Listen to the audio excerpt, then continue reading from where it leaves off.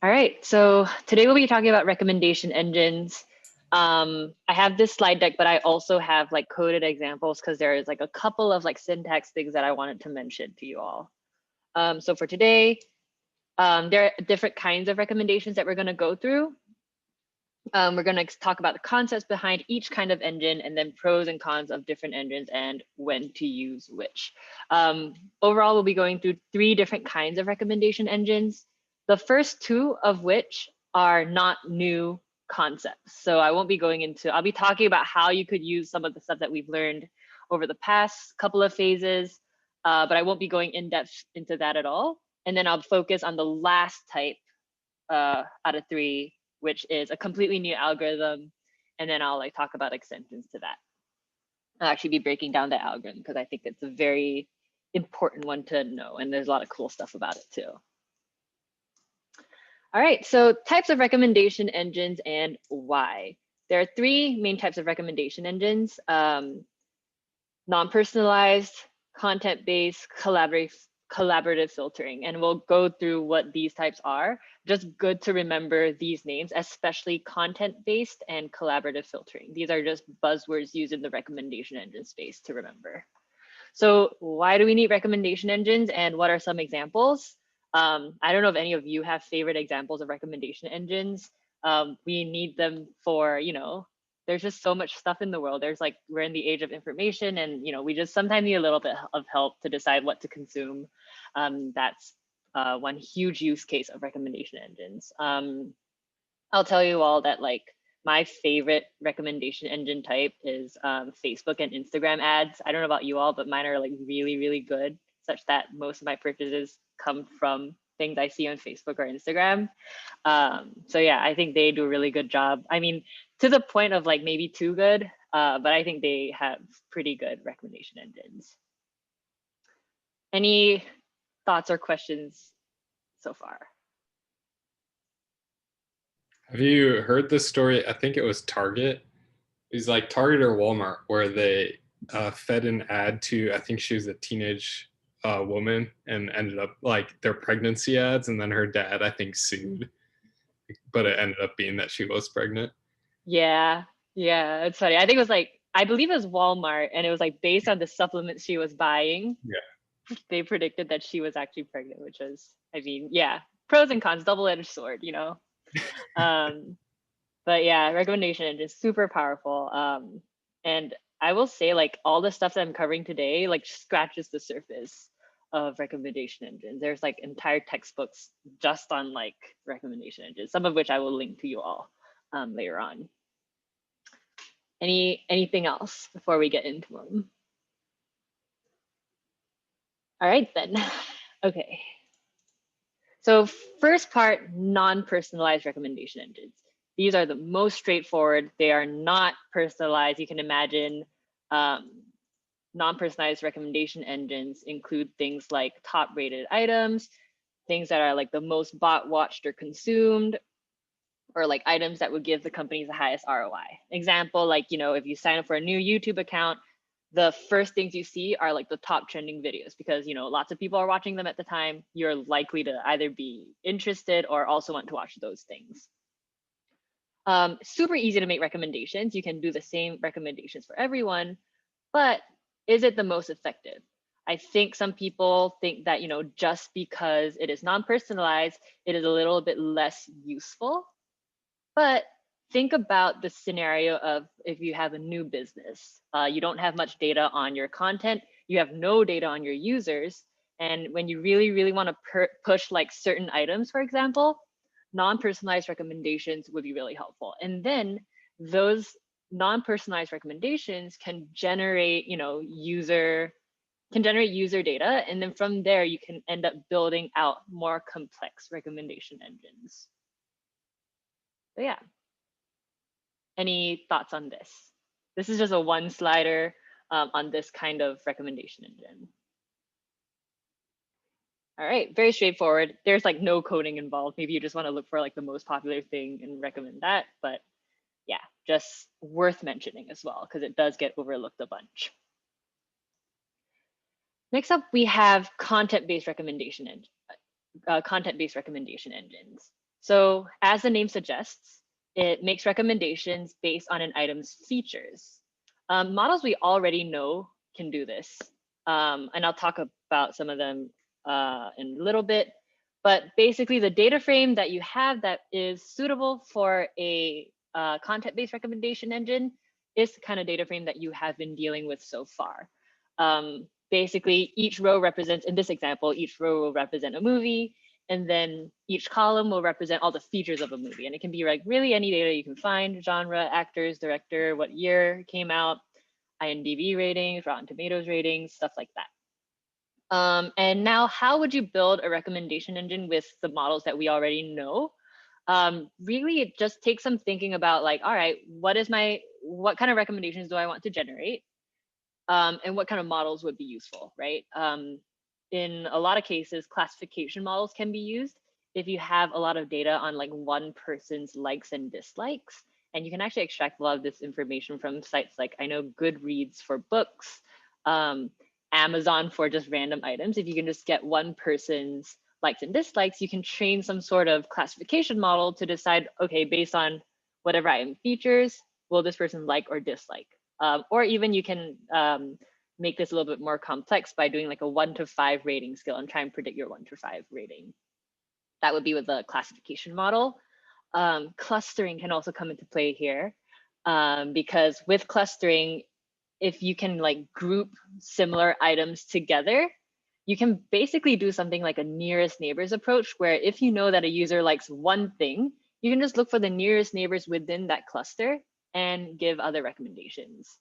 And I think the next slide will be talking about distance metrics. So it's really about similarity. When you have a content-based recommendation engine, something that should stand out is you're going to be recommending items based on item similarity. Questions so far? All right, so similarity metrics. These are some of the most popular similarity metrics. Euclidean distance we've talked about, very similar to Pythagoras theorem. The Jacquard index actually talks about the union and intersect of features, built-in method, so no need to worry too much about that. Cosine similarity and adjusted cosine similarity are both using item vectors. So they'll basically represent each movie as some sort of numerical vector. And then cosine similarity will basically measure the angle in between two vectors. And if the angle is smaller, it's more similar. If the angle is greater, it is less similar. And then they use cosine to help you figure out, like, turn that into a negative 1 to 1 number. And then Pearson correlation, which is the same correlation that, is that the same? Yeah, it is the same correlation that we use when we do our like df.core. So yeah, any of these similarity metrics, and we'll actually talk about a couple ways that you will use these similarity metrics in recommendation engines later on. Questions on this so far? Do any of these metrics take into account like the magnitude of the vector, or is it just like, for example, with cosine, it's not actually taking the magnitude, correct? It's just comparing like what angle they're pointing at for similarity? Mm-hmm. The angle kind of has the magnitude embedded. So let's say you have certain features that are on a different scale compared to other features. It will affect the overall direction of the single vector. So kind of the angle does take into account magnitude. Something like, yeah, I think if you're talking about magnitude in that, if you're talking about magnitude like in terms of, you know, different features being on different scales, yeah, I believe all of these actually take that into account, or that information is embedded in the metric. Yeah. Anything else? I will say like the most straightforward recommendation engine that if you just wanted to build one today, if you have some data set, let's say we have this movie data set and you know that, you know, you like movie A, all you have to do is use like a scikit-learn nearest neighbors package to figure out the nearest neighbor to movie A. And that would just be a mathematically sound recommendation for you. Yeah. Something else to quickly mention about content-based recommendation engines, especially if you're using like a distance metric like the one I just mentioned, like having your nearest neighbor be the best recommendation. These things, similar to clustering, are very, very hard to validate, right? Like because people have such, when you're talking about people's interests, people have such varying interests and like level of enthusiasms towards different things, such that things that are mathematically similar, you might have different opinions on. So good to just keep that subjectivity in mind when you're building any recommendation system, honestly. All right. So continuing on content-based recommendation engines, let's think about some of the pros and pitfalls of content-based recommendations. I want to show you all this screenshot that I took on Amazon, because one time I bought one plant, and I am not a plant person. And like these were all my recommendations on Amazon for like about a month. And obviously they don't know that I killed my plant, but this was what they were shoving in my face for the next month. So obviously some pitfalls of recommendations is you get very, very specific content. You can end up getting pigeonholed.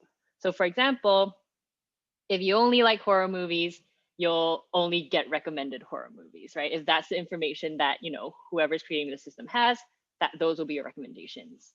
One pro is there's something known as the cold start problem.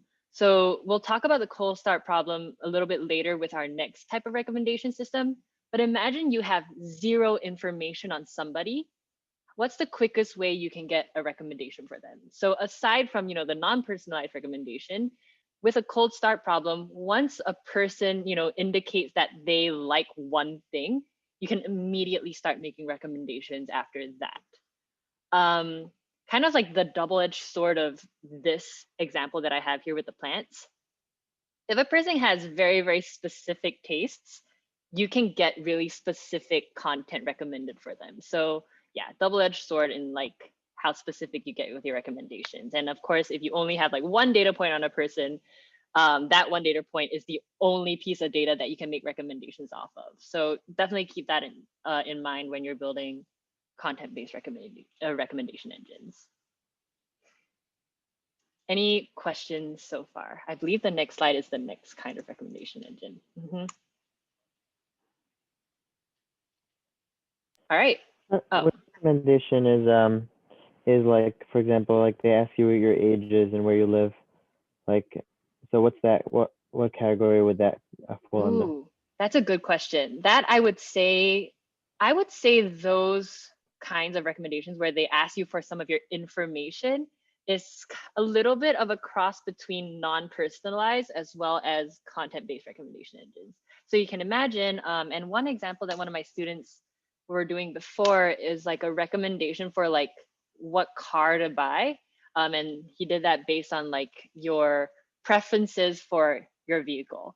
So something that's like very filter based, like imagine like, okay, I only want like compact cars with like, I don't know, with hybrid models.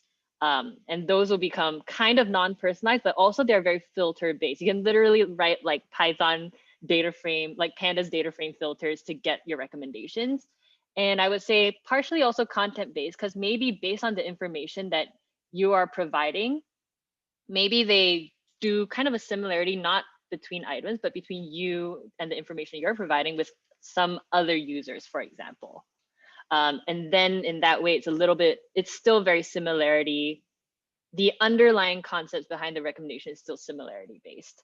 So yeah, that's why I would consider that also partially content based. But as I'm saying that, it could maybe, you could classify it as the next kind, but that's when it gets a little bit of a gray area. But the one specifically, if you're like just giving in your information, they're going to make recommendations based off that. Likely it would be some sort of filter based system. And so basically, like they're taking your information and then giving you also, so that's like personalized, but they're also giving you general information about like within the parameters you gave, which That's is right. more like non-personalized. Yeah.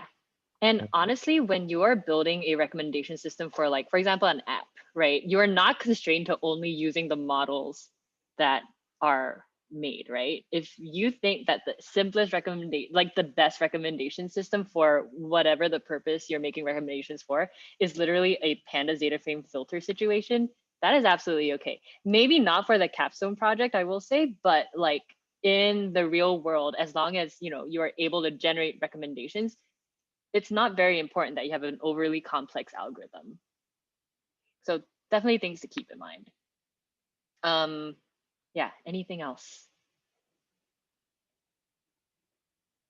Cool. All right, so next we're going to be talking about collaborative filtering, which is a huge subset of all recommendation engines. And with collaborative filtering, and let me just get everything out here, the kind of data that you feed into a collaborative filtering model is different from content-based. So with collaborative filtering, the kind of data that you want is in the form of a utility matrix. And we'll be talking about like the algorithm examples with you a little later on. But with a utility matrix, what it shows is users and how they rate items. So it doesn't have to be always like users in rows, items in columns, but it just has to show per user and per item what the users rate an item. So you're gonna have to have some rating data already existing. And it doesn't have to be like 1 through 5 ratings. It can also be like binary if it's just like a like versus dislike. Those are all utility matrices. So this is what utility matrix looks like. It's an example of a utility matrix. And it really just shows, user ratings of different items. It's usually a pretty sparse matrix, as you can imagine. Not every user in this case would have seen every movie. So you do have a lot of blanks in this matrix. And so the main idea here is to fill in the blanks of this matrix and then just recommend the items with the highest predictions. So hopefully y'all can see these numbers. I know are a little bit small, but user 1 has seen movie 1 and movie N and rated movie 1 a 1, movie N a 3. The idea is to fill in these blanks, and then whatever was blank and was filled in the highest. So in this case, you can see like movie 2 and 3 were rated 4 and 2. In this case, we would recommend movie 2 to user 1 because that's like the highest rated of the movies that user 1 hasn't seen. But overall, the main idea is to fill in the blanks of the utility matrix to decide what to predict next. Any questions on like the concepts here? All right, so we'll actually be talking through 3 different methods of doing collaborative filtering, all of which are actually pretty similar. But I'll be walking through like the math behind them. But they all have the same goal of filling in the utility matrix. So you can see that we're actually going to be computing all of these blanks, no matter if like the user's gonna like them or not. You can sort of think of them as like we're trying to predict ratings for every user and every item. All right, before we get into the math of it all, the whole idea of collaborative filtering is recommending items based on the ratings of other users. So the whole idea is like, for example, if I like the Avengers and you like the Avengers and you're asking me, since we like the Avengers, since we both like the Avengers, what movie would you recommend? And I'd say, all right, all those other Marvel movies. And that would be like the whole idea behind collaborative filtering, that people will have similar tastes. People who have similar tastes will enjoy similar items. There are 2 different ways, 2 different buckets of ways to do collaborative filtering. You have memory-based methods, neighborhood-based methods, and I'll go through both of these later. They're kind of just the opposite of each other, but you're computing predicted ratings based on user-to-user similarity and item-to-item similarity. So that's memory-based. And then there's model-based collaborative filtering, which is actually a matrix factorization method that we'll talk about pretty in depth later on. But any other questions before we dive into some like mathy things?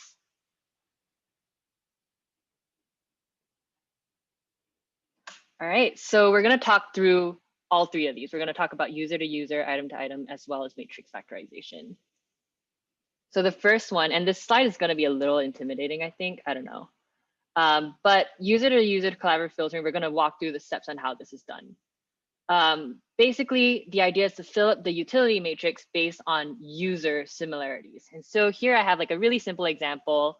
I have users as the columns and then items as the rows. And just to simplify, let's just find out what this question mark is predicted to be. So how you do this, and remember that each column is a user and each row is an item. The first thing you want to do is to compute the similarity between the users. And this is when you can sort of decide what similarity metric you want to use. Here, I just use cosine similarity, and I just computed the cosine similarity between the users based on their item ratings. So I just took item 1, 2, and 4, literally took the similarity between those 3 items between user 1, because this is what we want to find out, and every other user. So that's what this setup is. This table over here is just the similarity values between the users. So between user 1 and user 2, 3, 4. And you can sort of see that, all right, user 2 is the least similar, user 1 is the least similar to user 2, most similar to user 4. Questions so far? All right, well, after you have these similarity values, your prediction is just a weighted average of other people's ratings for that item. So because, item 3 already has the ratings 4, 5, and 4 for item 3, you're just going to take a weighted average. So you can see we're taking the similarity values here, 0.65, 0.76, and 0.83, multiplying it by their item ratings for item 3, 4, 5, and 4. It's a weighted average, so we're going to divide it by the sum of these 3 numbers, which is 2.24. If this bar disappears, we'll see that. There we go, 2.24. And then we end up with a predicted rating of 4.34 for this value. And that is just the process of user-to-user collaborative filtering. One thing, again, just to reiterate, there is really no way that you can validate that, yes, this person will rate this item 4.34. I think something that is useful to keep in mind, especially in context, like how much leeway will you give ratings, right? If this person actually rated this item like a 5 and you predicted like a 4.34, is the difference between a 5 and a 4 star something that is great enough for you to be concerned in your context? Questions about this before we move on? So this one's an example of user to user. Mm-hmm. Yep. Excuse me, the left matrix is still the utility matrix, right? That's and right. The right one, okay. Okay, Mm-hmm. I got it, thanks. Yeah, this right here is just like a sample utility matrix. Of course, normally it's a lot bigger. And these are just the similarities between users. Anything else? All right, let's just, before we get into the other kinds, let's talk about some pros and cons of utility matrices. So obvious pro, it is very personalized per each user. The con is that it is actually very computationally heavy, right? Just for this like 4x4 utility matrix, we had to first compute, similarities between all the users, followed by taking a weighted average. Imagine if you had, thousands of users and like tens of thousands of items. This process will get much more computationally heavy. Other cons is there is a popularity bias, which again, based on whatever your problem is, may or may not be a bad thing. So popularity bias is basically saying that, all right, let's say, well, everyone loves the Avengers, right? So if everyone loved the Avengers and item 3 was the Avengers, all of these ratings would be 5s. And if all of these ratings were 5s, if you take a weighted average, your predicted rating would be a 5. Similar, it'll be the same pattern for if everything was rated a 1. So you have that popularity or unpopularity bias where you can still get your recommendations very skewed based on what most of the users like or dislike. And finally, the cold start problem, right? We could have only done this computation because we already had some information for user 1. If user 1 didn't have any existing like ratings, you wouldn't be able to do this problem. And that's the cold start problem. If you had no information, you wouldn't be able to run this. So usually I can imagine for new businesses, you would start with something that's non-personalized and slowly work up to integrating this kind of recommendation system. Or they would ask them some personalized questions. Like on Netflix, I think it asks you how old you are, for example. Yeah, absolutely. And I think Netflix, at least I remember when I joined Netflix years ago, they showed me some like titles of movies and had me like rate them Right. beforehand. Yeah. Yeah, exactly. Trying to like collect as much data as they can at the very start.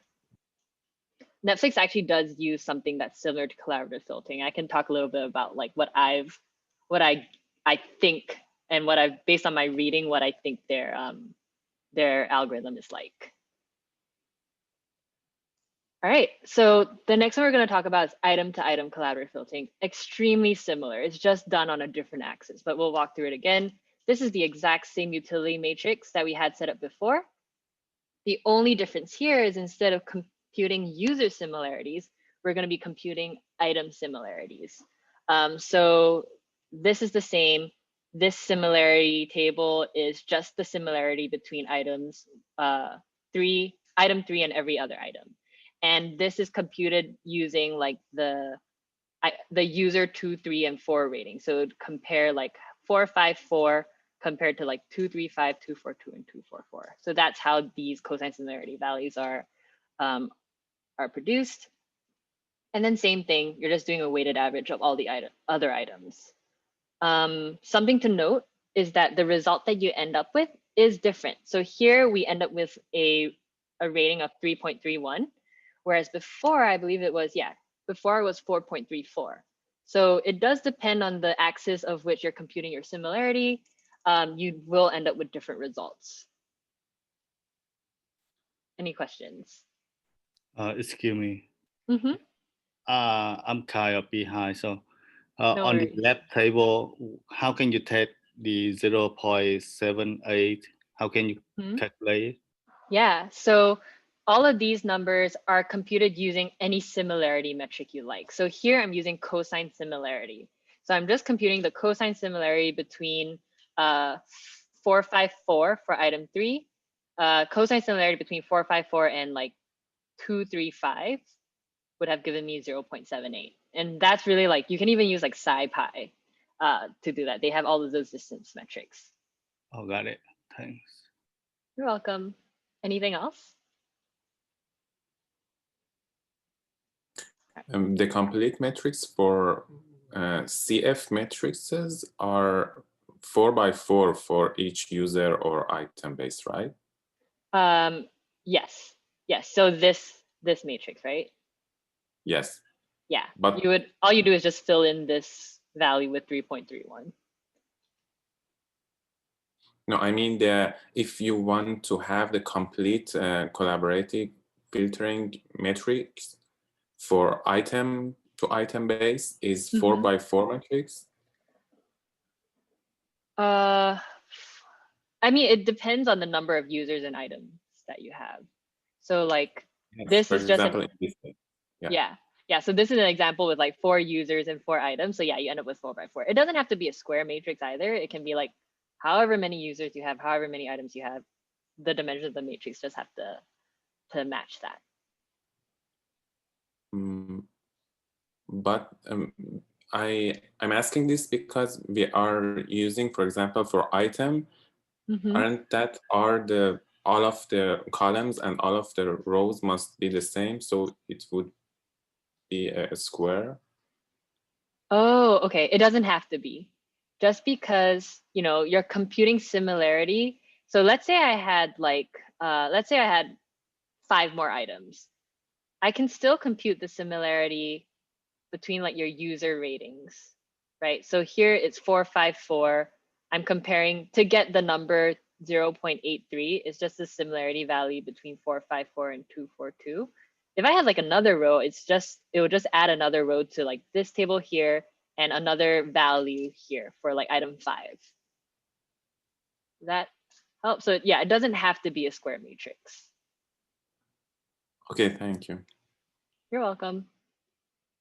Yeah, just because different kinds of computation is done across the different axes of the matrix. Anything else?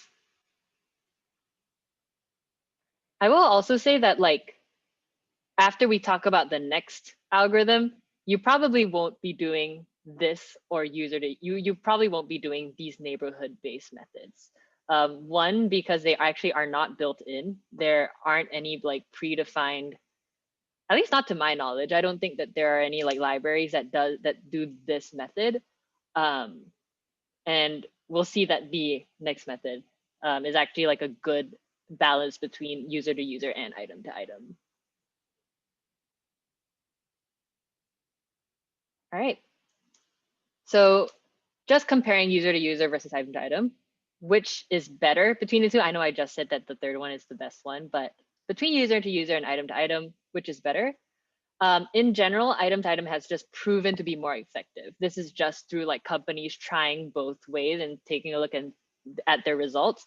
Item to item just proves to be more effective. And it's generally because it's harder to predict users' unique tastes. So just comparing overall how an item performs happens to be more effective than comparing users to each other, because you might not have that same relationship in like the things that you like and dislike with another person. Something that you might also take into account is time complexity. If you have M users and N items, which one ends up being more complex in terms of like time complexity really depends on like what you have more of. Do you have more users or more items?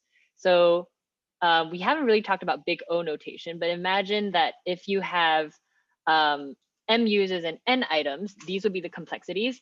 For this, you would want the smallest number possible.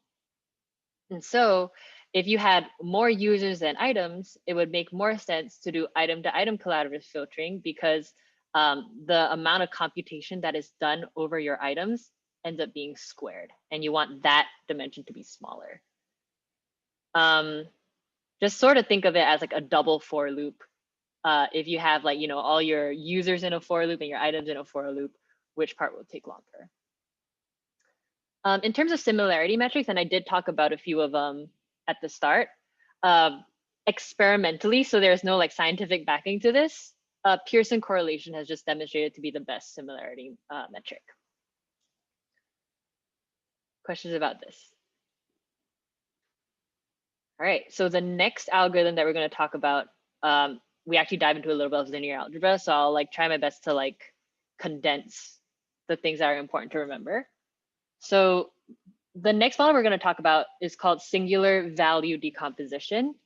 And it's another way that you can fill in your utility matrix via matrix factorization.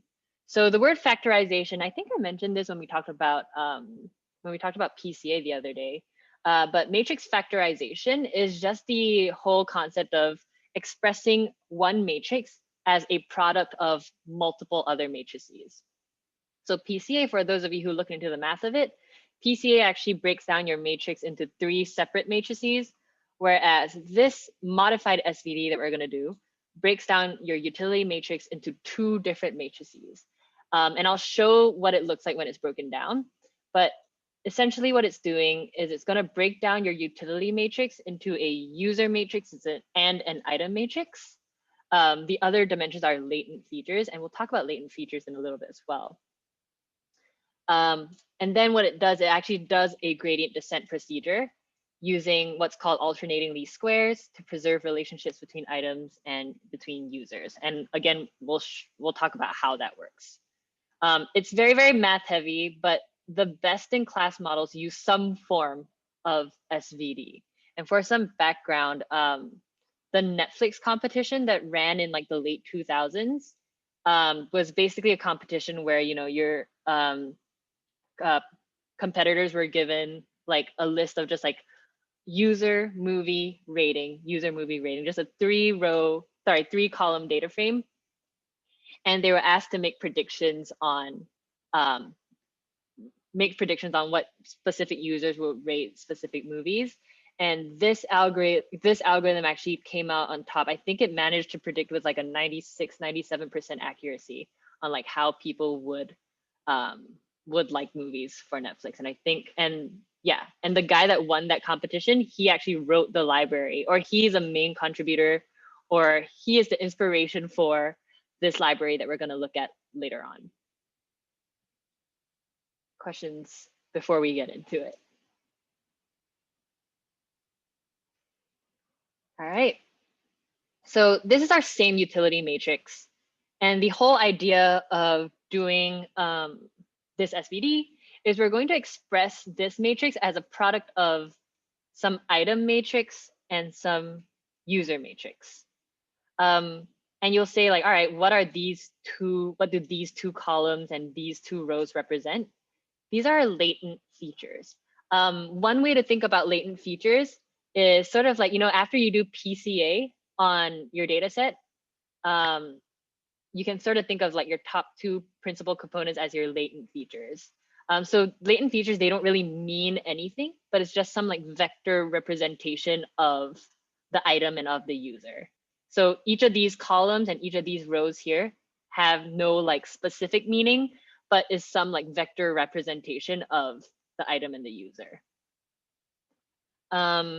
With some linear algebra and like matrix multiplication, you can sort of work backwards, I guess, and figure out that if you were to figure out which rows and columns will affect this value over here in this utility matrix, this value is determined by these values here and these values here. So all you have to do is just like, I don't know, if you're doing like matrix multiplication, work this out. Of course, you can plug in numbers or whatever, but this value is done by doing like a dot product over these values and these values. So these will be like the important values to look out for that specific data point. Questions so far? And the whole idea is we're just going to try and figure out what the best value is for this. Okay. I'm not really sure I understand which numbers are going, like, for example, by item 3, like what does the yellow represent? Like what's going there? Yeah, so these X's are, again, like, okay, we're gonna plug in actual numbers later on, but these X's are just gonna be some vector representation of the item. So, in this data, we don't have actual item details, but they're just gonna be like some random numbers that are generated to represent the item as two numbers.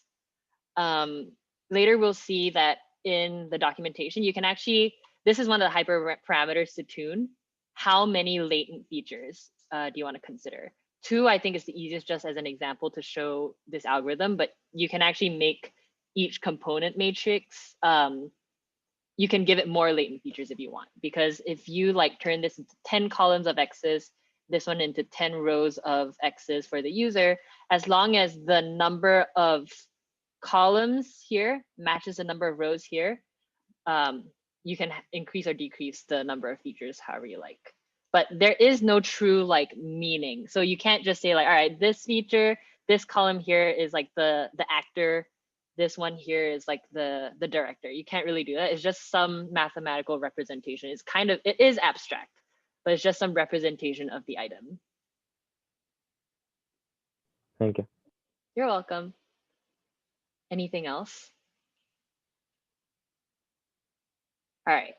So doing this process of like breaking this down into this and this, not easy. So we're actually going to use gradient descent to reverse the process. And in the next slide, we'll see what's going on. So this process is called gradient descent with alternating least squares. And we'll walk into the math of all of it as well.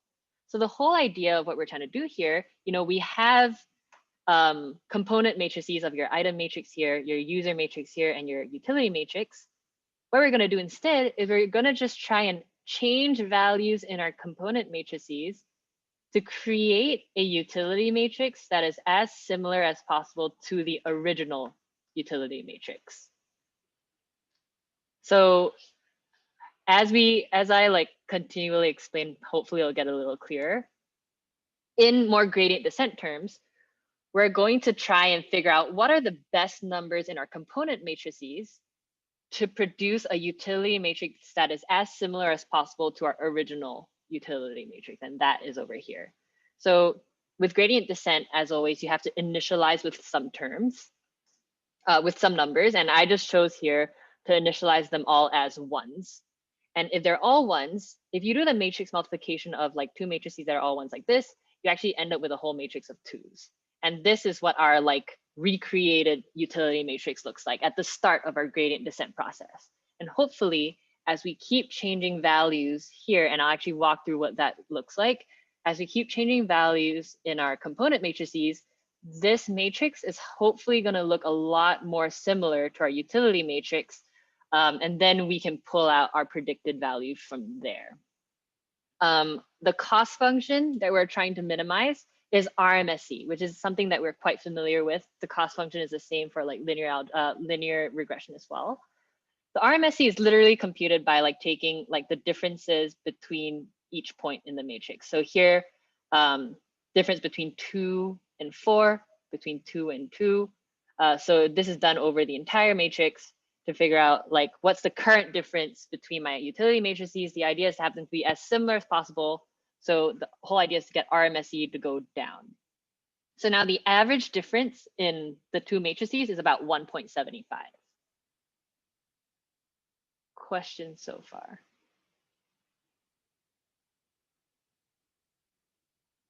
All right. So in this slide, we're going to talk about updating one value and how that makes your utility matrix more similar to the original. So what happens in this alternating least squares ALS procedure is you just keep changing values in your component matrix one at a time. So let's start by changing this very first yellow X here. So if I change this yellow X here, if I were to multiply everything back out, this yellow X will update this top row of the new utility matrix, right? If I were to like multiply this out with this as an X, this becomes a row of X plus 1s. And then now we know that that whole row is going to be X plus 1s. We can actually think, all right, what's the best value of X in this case to make this most similar to our original utility matrix? So this is really an algebra problem where we're trying to minimize the difference between all of these X plus 1s and 4, 2, 3, and 5. So by doing this, we're actually just going to take like an RMSE here. Like here, we're taking the difference between 4, 2, 3, and 5, and all the X plus 1s, and then find the best value of X such that this equation is minimized. This is not something that you have to do by hand ever, but it's just good to know that that's what they're doing. The best X given this equation is actually 2.5. So 2.5 was found to be the most efficient X for this value over here. Questions about this slide?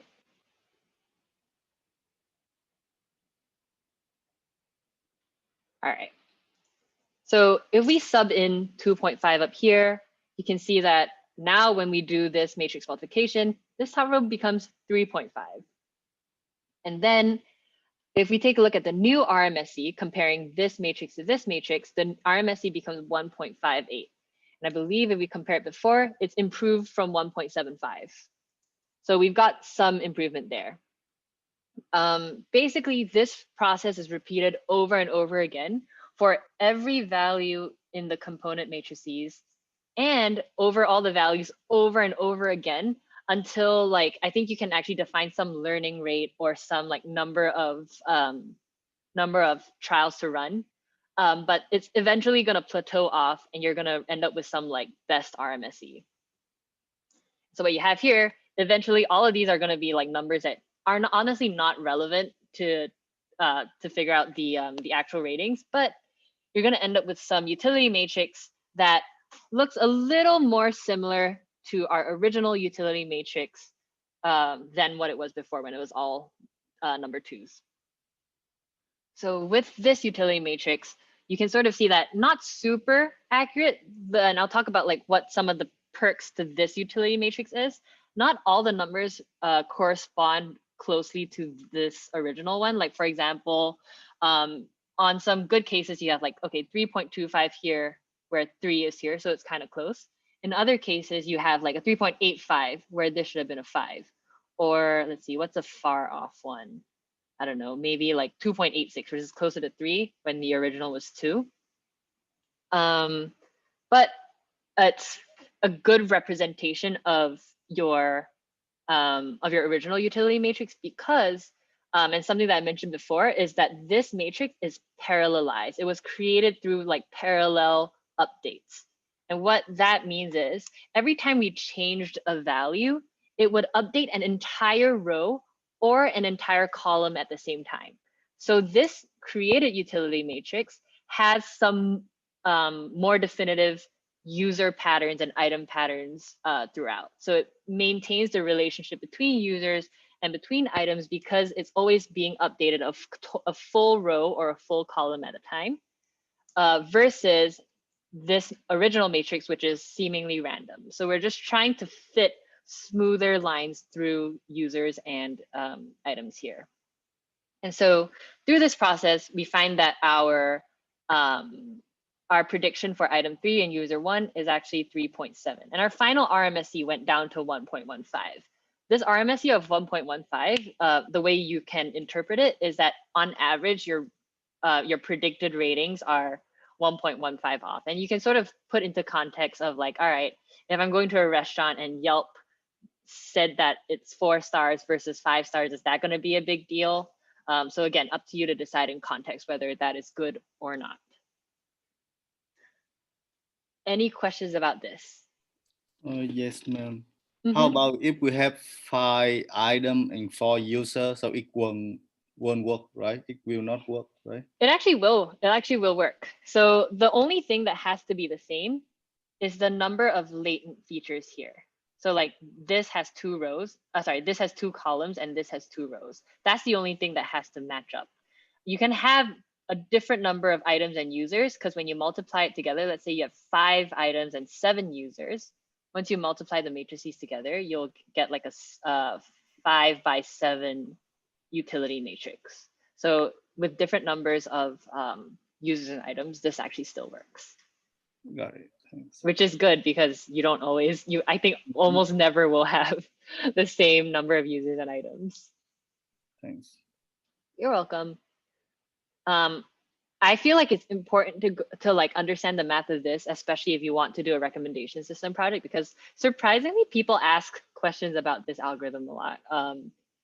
I will say that my capstone project, which I'll actually show you some of the code that came from that right after this, very, very easy to run, but fairly complex in like explaining.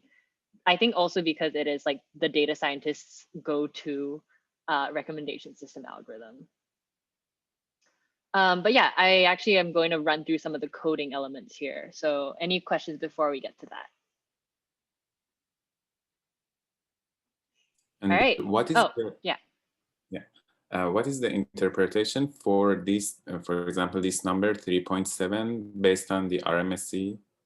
Yeah, so based on with this RMSE and with this 3.7, you can say that I'm going to predict that user 1 will rate item 3 3.7 with like an error, with an average error value of like plus minus 1.15. So the interval would be 2.7 to 4.7, right? Yeah, roughly, yeah. Yeah, okay, thanks.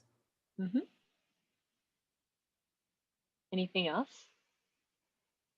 The code should be pretty quick to go through, so we have time. All right, diving into some of the actual code. The library that you use is actually called Surprise. I don't know if y'all have noticed, but like data scientists like to name their packages fun things, but Surprise loosely stands for Simple Python Recommendation System Engine. It's a stretch, but that's what it's called. It does have built-in similarity metrics, baseline methods, content-based systems, and matrix factorization systems. I'm going to go through 2 different data sets, one of which is built in just as like an intro to the package, and then I'll walk through like data that I use for my capstone. So some of the libraries that we need, you can sort of see that Surprise is actually built on top of scikit-learn. So it actually uses a lot of scikit-learn's things that you can import through Surprise as well. So from Surprise, these dataset and reader objects, I'm going to explain because that's like a different thing with Surprise versus scikit-learn. SVD, that's the model that we're using. Accuracy is the metric that we're going to use. And within Surprise, they have their own version of cross-validate and train test split. Works exactly the same way as scikit-learns does, just that it handles their data type better. And I'll explain like that data type thing in a bit. So first I'm going to use like a built-in data set. They actually have a built-in movie lens data set, which is just like a bunch of movies, users, and ratings. And one way to validate ratings is by doing a train test split. So similar to what we were doing before, train test split, because as you saw with here, there's no way to validate whether 3.7 is good. If we take like 20% of this data and have it unknown and then have the matrix do its factorization thing and we compare those values, that's one way that we can validate. So did I run this already? All right, so we have our train test split here. One downside with these, and I'll show you why this is the case. You can assume that the data looks like user, item, rating. I do have an example later on, but that's one of the downsides with the dataset object, which I will go into later as well. But running the model, same as what we did with scikit. You instantiate the model. You also have different hyperparameters that you can choose. You can also do grid search, which is awesome. You fit on the train, predict on the test. Really, really straightforward. Run this. I think shouldn't take more than 10 seconds. There we go. And then you have an accuracy of 0.93. So an average 0.93 stars off of movie ratings. For predictions, what's pretty cool, and because this only has like user ID and item ID, you can sort of make predictions like that. So you can see here for like user 196, item 302, you come up with this was the original rating and this is the estimated rating. I think you can also get rid of this and then just change numbers. I mean, right now, these are all anonymized, so it doesn't really make a difference, but you can see if I change the users, change the items, this is 4.42, it updates for every user and every item. So with this, you can basically generate predictions for every user and every item all at once. This training step is just the part that takes a little bit longer. Questions about what we've seen so far before I get into like a more concrete example? All right, so applying Surprise, this is what your data should look like before you feed it into Surprise. So this is actually taken from Yelp. I believe, yeah, Yelp project was something that y'all did in like phase 1. So fun memories. But here you can see, let me just do a longer version. The data frame that I have is organized in terms of like users, business, and the number of stars rated. And what I'm trying to predict is the number of stars. And you can see here, it's a much easier setup versus having like the utility matrix. Something that that's good to remember. You don't have to make that utility matrix ever, because that matrix is sparse. It takes up a lot of memory that is unnecessary because everything else will be zeros. So yeah, this is the format that you want your data to be in before you feed it into Surprise. Doing some super, super quick EDA. This I won't go through super much, but these are good EDA things to have. What are the number of users and number of businesses you have? Just because you can figure out the dimensions of your utility matrix. Maybe take a look at like the distribution of like the number of people who have rated things however many stars, how many ratings does each business have on average, that kind of EDA. All right, that's just stuff that we already know. Here's the kind of new terminology part or new syntax part. With Surprise, they have a reader object and a dataset object. So you need the reader object because you actually need to tell it what the scale of your ratings are. So all you have to do is, again, this depends on your data. Maybe you have something that ranges from 1 to 10, maybe you have 1 to 100. You just have to tell it what your rating scale is. And so you have that as a reader object. And then the way that Surprise takes in your data is it does this load from data frame method through their dataset library. So it's dataset.load from data frame, and then you literally will feed in your this data frame. Very, very important also, that it is in this order of user ID, item ID, and the number of stars. And then you also have to give it the reader object just so it knows what the boundaries of your ratings are. So that's the only new part. After this, you just do your same thing, train test it. You can take a look and see that after you feed it in through this dataset object, that's when you have these like objects. I haven't figured out a way to show what it is. Yeah, this is not something that I've really looked into, but you can assume that your data is split. So fitting and evaluating your model, again, there is grid search built into Surprise. The documentation for Surprise is actually pretty good. It's very similar to Scikit's documentation, so it's easy to read. Here you can see that the n factors is the number of latent features that we have. So literally for this problem, n factors will be equal to 2. With more n factors, the more granular your the representation of your item or user is. Also, the longer your model will take to run. So keep that in mind. LR is learning rate. Reg all is regularization. And epochs is how many times it loops through all of your values. So basically how many rounds of like updating values it does. This process and go over and over again, eventually it will plateau out.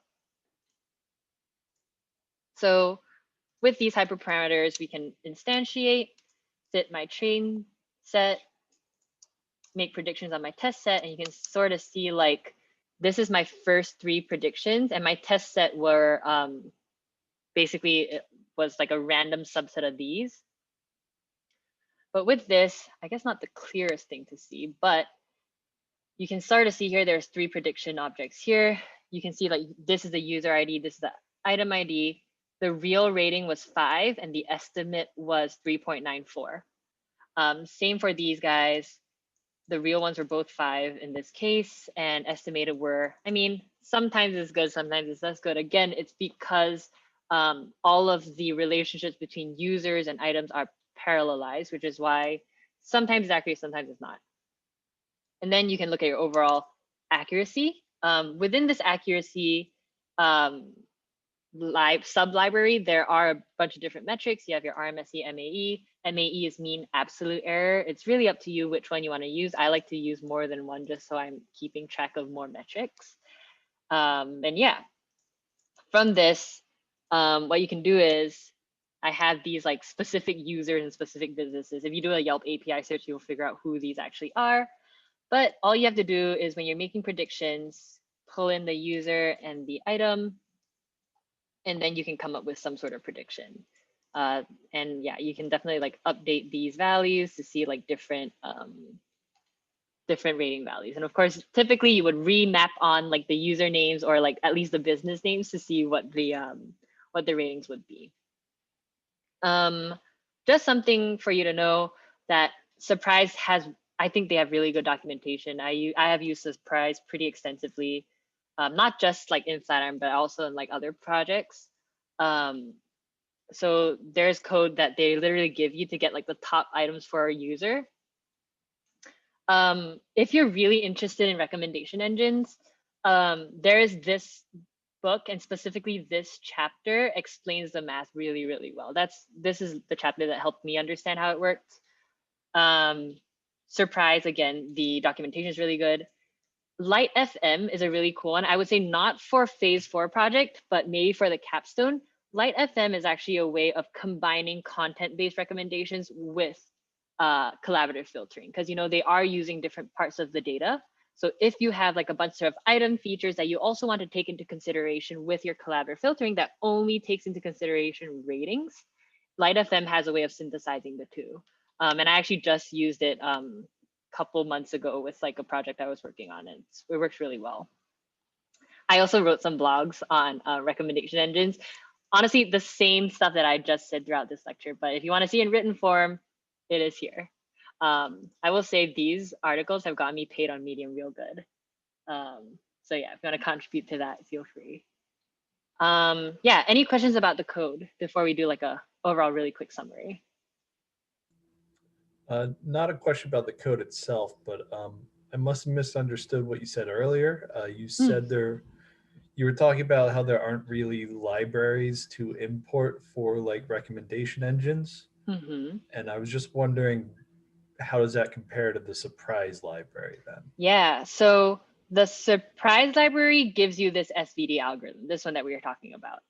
Surprise doesn't have these specific algorithms, specifically item to item and user to user. It might, I feel like some of their default or baseline recommendations might be based off of this, but not explicitly.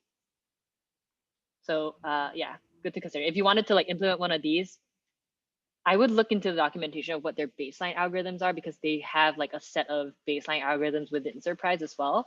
But I'm not sure if they use, I think in some way they use one of these. I believe it might be item to item, but again, I'm not too sure. It's been a while since I've looked at it. Anything else?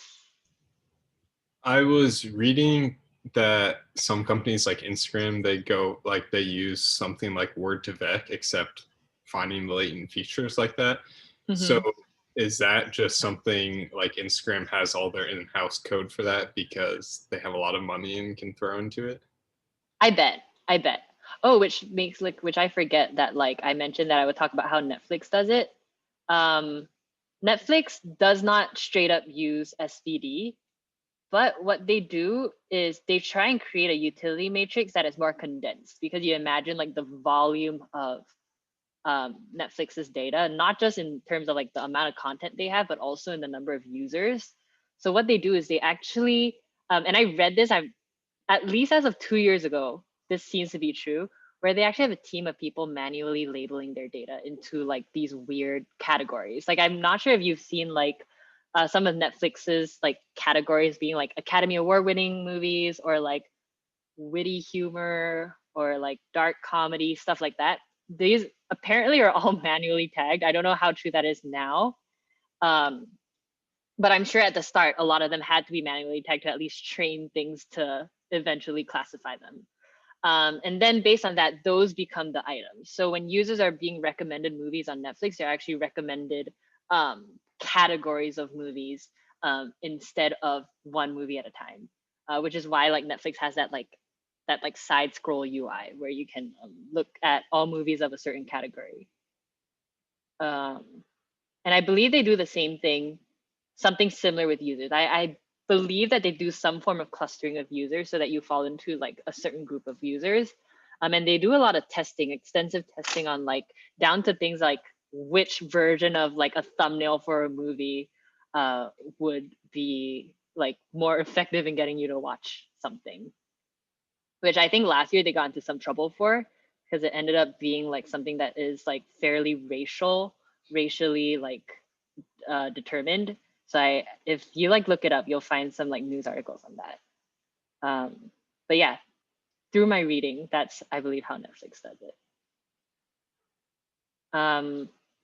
And yeah, to Steven's point on like latent features, very, very similar to like vectorizing. And we'll talk about vectorizing. I think it's easiest to understand in the context of words. So we'll talk about that when we get to NLP, but it's basically representing something that is qualitative as a series of numbers. So that's what we mean by like, with these latent features. Oops, where did my latent features go?